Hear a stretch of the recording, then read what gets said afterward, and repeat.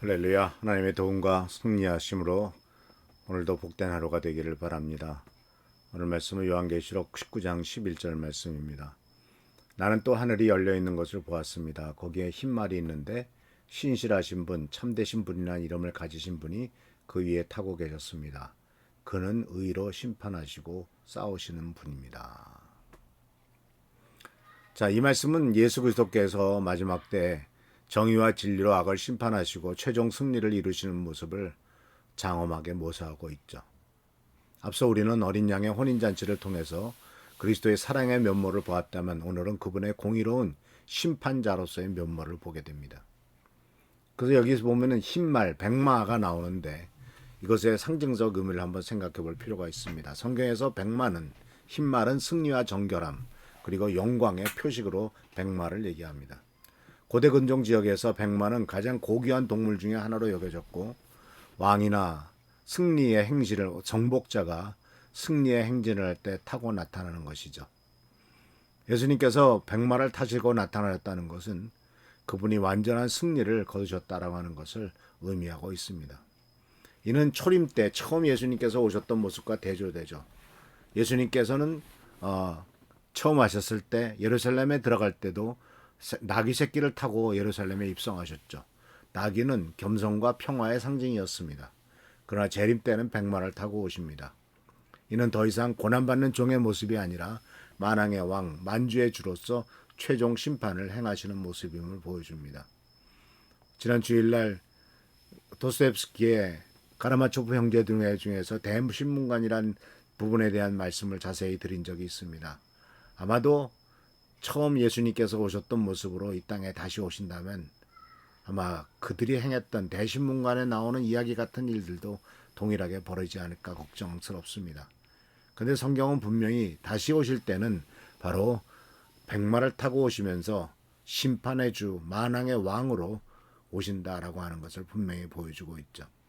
그런데 오늘 본문 말씀 속에서 우리들에게 주는 중요한 깨달음은 흰 말을 타고 계신 예수님에 대해서 신실과 참되시다 또는 신실하심, 즉 충실과 진실이란 단어가 예수님을 설명할 때 쓰여지고 있는데 이것은 바로 예수님의 예수 그리스도의 본질적 성품을 나타내는 표현이죠. 신실함과 참됨을 나타내고 있습니다. 왜냐하면 이 세상의 모든 권력자들은 부패하고 거짓됩니다. 그러나 우리 주님은 완전히 신실하시고 진실하신 분이십니다. 이 성품은 심판 때에 굉장히 중요한 의미를 갖죠. 왜냐하면 인간의 심판은 불완전합니다. 요새 우리나라에서 재판에 대해서, 대법원에 대해서 많은 문제를 삼고 있는데 왜냐하면 정말 양심과 법에 따라서 재판을 해야 되는데 권력을 의지하기 위해서 또는 자기가 원하는 것대로 이렇게 재판관들이 재판을 하게 될 때는 더 이상 그 인간의 재판은 믿을 수가 없는 거죠. 그래서 세상에서도 재판은, 그러니까 심판은, 즉 법원은 인권의 최후의 보루라고 할 만큼 굉장히 중요하게 여겨지고 있는데 안타깝게도 우리나라에서 그동안 벌어졌던 일들은 인간의 재판이 얼마나 편협되고 불완전하냐 하는 것을 보여주고 있죠. 즉 판사가 편견을 가지거나 권력의 개입이 있을 때 나타나는 아주 부정적인 모습입니다. 그러나 예수님의 심판은 완전하고 공평합니다. 예수님은 모든 것을 아시고 어떤 편견도 없으시고 오직 진리와 공의에 따라 심판하십니다.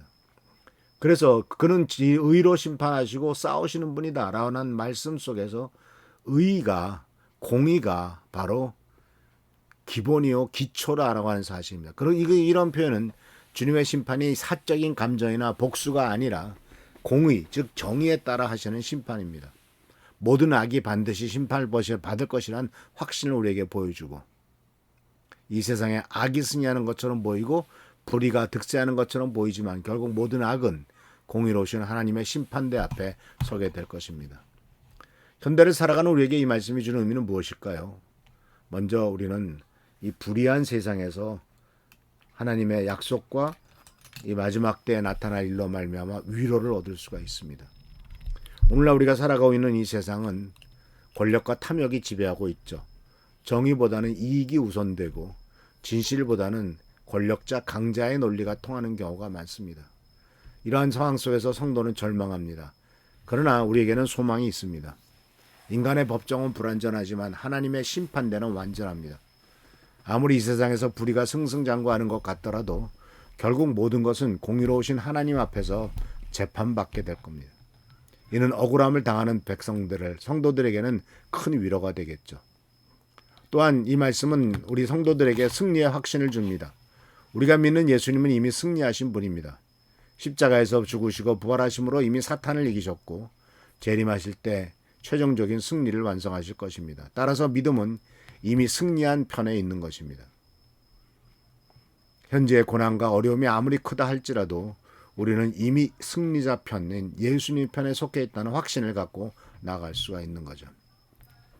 그렇기 때문에 우리는 우리들의 삶을 생각해 봐야 됩니다. 어떻게 살아야 될까요?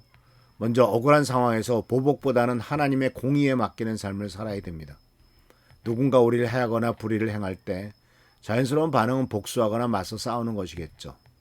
그러나 성도는 바로 공의를 심판하신 주님께 모든 것을 맡기는 것이죠. 틀림없이 하나님은 심판하시고 올바르게 하시게 하시기 때문입니다.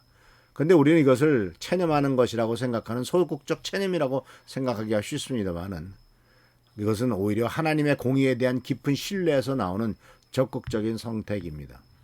로마서 12장 19절에서도 사도 바울은 내 사랑하는 자들아 너희가 친히 원수를 갚지 말고 하나님의 진노하심에 맡기라 기록되었으되 원수 갚는 것이 내게 있으니 내가 갚으리라고 주께서 말씀하시느냐 라고 하셨습니다. 이 심지어 세상의 재판도 어그러지고 재판도 굽어지는 세상에서 도대체 누굴 믿고 어디에다가 나의 억울함을 하소하느냐라고 할 수밖에 없는 탄식밖에 나오지 않지만 그러나 분명히 하나님의 진노하심은 있습니다. 그리고 그 진노하심은 하나님이 갚아주시는 길이십니다. 이것은 인간의 진노와는 비교가 되지 않을 만큼 무서운 심판입니다. 이세벨과 아하방이 어떻게 끝장이 났는가를 기억하십시오. 둘째로 우리는 사회 속에서 정의를 실천하며 작은 빛이 되어야 됩니다. 주님의 공의를 의지한다고 해서 현실의 불의를 방관해서는 안 되죠. 오히려 우리는 이 땅에서 하나님의 공의가 드러나는 도구가 되어야 되겠죠. 부정부패를 거절해야 됩니다. 정직을 실천해야 됩니다.